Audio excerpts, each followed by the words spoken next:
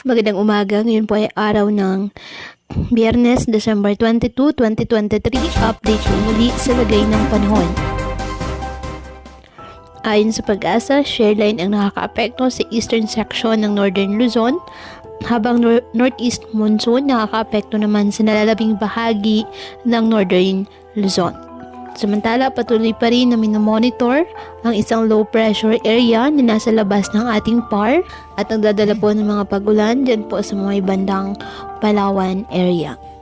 Mababa naman sa ngayon ang tsansa ng nasabing LPA na maging bagyo. Samantala, dahil po sa amihan, may gale warning na nakataas sa Batanes, Ilocos Norte, Cagayan, kasama ng Babuyan Islands, Isabela, Aurora, Northern Quezon, kasama na ang northern and eastern coast of Polillo Islands, the eastern coast of Patnungan and Jomalig, Ilocos Sur, La Union at Pangasinan.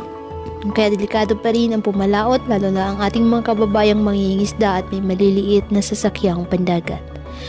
Ngayong araw, dahil po sa shear line at trough ng low pressure area, ang Cagayan, Isabela, Apayao, Aurora, northern portion of Quezon at Kalayaan Islands asahan na maulap na kalangitan na may kalat-kalat na pag-ulan at thunderstorms. Ang nalalabing bahagi ng Cordillera Administrative Region at nalalabing bahagi ng Cagayan Valley asahan na maulap na kalangitan na may mga pag-ulan dahil po sa northeast monsoon. At ang Ilocos Region asahan din ang bagyang maulap hanggang sa maulap na kalangitan with isolated light rains dahil pa rin po sa amihan.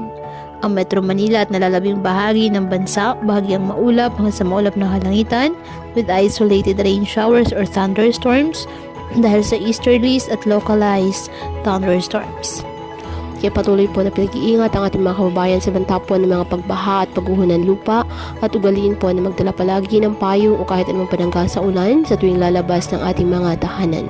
At yan po muna ang update sa lagay ng panahon ngayong araw. Muli patuloy po tayo na mag-ingat at palaging tandaan, God loves you. Stay safe and God bless.